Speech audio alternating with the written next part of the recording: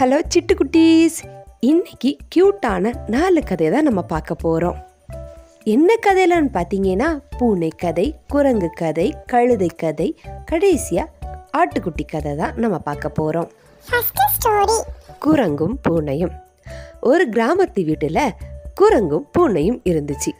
அதுங்களை தன்னோட செல்ல பிராணியாக அந்த வீட்டுக்காரர் வளர்த்துக்கிட்டு வந்தார். அதனால் அதுங்களுக்கு நிறைய சாப்பாடும் தேவையான விளையாட்டு பொருட்கள் எல்லாமே சுலபமாக கிடச்சிது. ஒரு நாள் பூனையும் குரங்கும் குளிர் காயறதுக்காக போட்டிருந்த நெருப்பு பக்கத்தில் இருந்து வேடிக்கை பார்த்துக்கிட்டு இருந்துச்சு. அப்போது ஒரு முந்திரி கொட்டை அந்த நெருப்பில் இருக்கிறத பார்த்துச்சுங்க ரெண்டும். அடடா, பெரிய முந்திரி கொட்டை சாப்பிட்டா நல்லா இருக்குமேனு ரெண்டும் நினச்சது.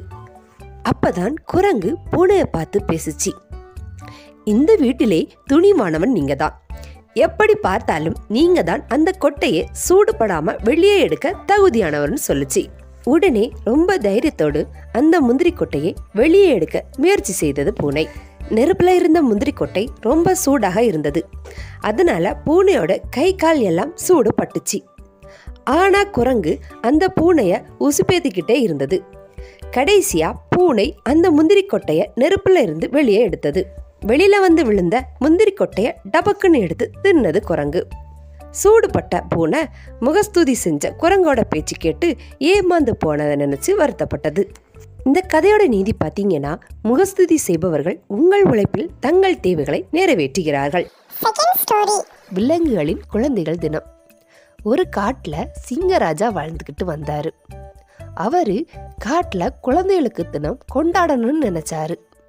அதனால காட்டு மிருகங்கள் எல்லாம் தங்களோட குழந்தைகளுக்கு மேக்கப்பை போட்டுக்கிட்டு கூட்டிக்கிட்டு வாங்கன்னு சொன்னாரு சிங்கராஜா. அழகான குழந்தைக்கு நிறைய பரிசு கொடுக்க போறோன்னு சொன்னாரு சிங்கராஜா. உடனே எல்லா மிருகங்களும் தங்களோட குழந்தைகளுக்கு புது ட்ரெஸ் போட்டு அழகா மேக்கப்பை போட்டுக்கிட்டு கூட்டிக்கிட்டு வந்தாங்க. எல்லா குழந்தைகளையும் பார்த்து கூட்டம் கைதட்டுச்சு. கடைசியா குரங்கோட குழந்தைய பார்த்ததும் எல்லாரும் சிரிச்சிட்டாங்க.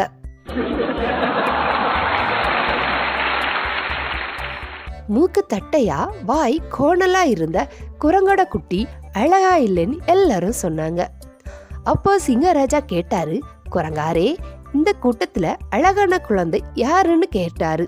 அதுக்கு கொஞ்சம் கூட யோசிக்காம என்னோட குழந்தை தான் அழகா இருக்குதுன்னு சொல்லுச்சு அந்த தாய் குரங்கு. அப்பதான் சிங்கராஜா மேடை ஏறி சொன்னாரு, குரங்கோட குழந்தைய பார்த்து அசிங்கமா இருக்குதுன்னு சொன்னவர்களும் அதை பார்த்து சிரிச்சவர்கள் தான் இந்த காட்டோட மிகப்பெரிய முட்டாள்கள். ஒரு தாய்க்கு எப்போதும் தன் பிள்ளைகள் தான் அழகு. இந்த உண்மை தெரியாம நீங்க வாழ்ந்து ஒன்னும் ஆக போறது கிடையாதுன்னு சொல்லி குரங்கோட குழந்தைக்கு முதல் பரிசு கொடுத்தாரு சிங்கராஜா. தாயின் கண்களில் குழந்தைகளே தெய்வம். Mother love is blind. கதை நேம் பார்த்தீங்கன்னா, சொல் பேச்சு கேட்காத கழுதை. ஒரு ஊர்ல விவசாயி ஒருவர் இருந்தாரு. அவருக்கு பொன்னி என்கிற கழுதை ஒன்று இருந்துச்சு. அந்த பொன்னி ஒருபோதும் விவசாயம் பேச்சை கேட்காதா. அவர் அதனுடைய நல்லதுக்கு என்ன சொன்னாலும் அது அவர் பேச்சுக்கு மதிப்பு கொடுக்காதா. ஒரு நாள் விவசாயி தன் வேலை விஷயமாக மலை உச்சிக்கு செல்ல வேண்டியிருந்தது. அவர் தன்னுடைய பொன்னியை அழைத்து கொண்டு சென்றார். மேலே மலை உச்சிக்கு சென்ற பிறகு பொன்னி விவசாய பார்த்து பேச தொடங்குச்சு. நான் இங்கு ஏறி வர மிகவும் கஷ்டப்பட்டு விட்டேன். இனி கீழே செல்லும் போது வேறொரு வழியை தான் தேர்ந்தெடுக்க வேண்டும் அப்படின்னு கழுதை அந்த விவசாயியை பார்த்து சொன்னது. அவர்கள் இருவரும் தங்கள் வேலையை முடித்துவிட்டு கீழே திரும்பி செல்லும் போது அவர்கள் பாதை மிகவும் பள்ளமாக இருந்தது. அப்போது அந்த விவசாயி சொன்னார், இங்கிருந்து செல்லாமல் வேறு ஏதாவது வழியில் செல்லலாம் என்று பொன்னியை பார்த்து அந்த விவசாயி சொன்னாரு. உடனே பொன்னி அவர் பேச்சை கேட்காமல் விவசாய பார்த்து பேச ஆரம்பிச்சது. இந்த பாதை பார்க்க தான் பள்ளமாக இருக்கிறது, ஆனால் இந்த வழியாக செல்ல எளிதாக தான் இருக்கும் அப்படின்னு அந்த விவசாய பார்த்து சொன்னது அந்த கழுதை. உடனே விவசாயி அந்த பொன்னியை பார்த்து பேச ஆரம்பிச்சாரு. இல்லை, நான் இந்த வழியாக வரப்போவதில்லை. நிச்சயமாக கீழே நிலை தடுமாறி விழ நேரிடும். எனவே வேறு வழியாக செல்லலாம் அப்படின்னு சொன்னாரு. உடனே அவர் பேச்சை கேட்காமல் அந்த பொன்னி பேச தொடங்குச்சு. இங்கு பச்சை பசேலன் தான் இருக்கிறது, எனவே நான் இங்கிருந்து கீழே குதிக்க போகிறேன் அப்படின்னு அந்த விவசாயியை பார்த்து பேசுச்சு. உடனே அந்த விவசாயி பொன்னிய பார்த்து பேசுச்சு. நான் வேறு வழியாக தான் செல்கிறேன், நீ உன் விருப்பப்படியே செய் அப்படின்னு சொல்லிட்டு அந்த விவசாயி அங்கிருந்து போயிட்டாரு. விவசாயி வேறு வழியாக பயணிக்க ஆரம்பித்தாரு. அந்த பொன்னி மேலிருந்து கீழே குதித்தது. கீழே ஒரு வைக்கல் கூட்டம் இருந்தது. நல்ல வேளையாக அதில் விழுந்ததால் உயிருக்கு எந்த ஆபத்தும் வரவில்லை. ஆனால் உடல் முழுவதும் பலமாக அடிபட்டது. அப்போது அந்த கழுதை மனசுக்குள்ள பேச ஆரம்பிச்சது. முதலாளி எது செய்தாலும் அது நமக்கு நல்லதாகத்தான் இருக்கும். நான் தான் ஒருபோதும் அவர் பேச்சை கேட்காமல் நடந்து கொண்டேன் அப்படின்னு மனசுல நினைச்சது. இப்போது அவர் பேச்சை கேட்காமல் குதித்து எனக்கு இந்த நிலைமை ஆகிவிட்டது. எனவே இனியாவது அவர் பேச்சை கேட்டு நடக்க வேண்டும் என்று முடிவெடுத்தது. அன்று முதல் விவசாயி என்ன சொன்னாலும் அவர் பேச்சுக்கு மதிப்பு கொடுத்து அதன்படி நடந்து கொண்டது. இந்த கதையோட நீதி பார்த்தீங்கன்னா, ஒருவர் நன்மைக்கு சொல்லும் அறிவுரையை ஏற்றுக்கொள்ள வேண்டும்.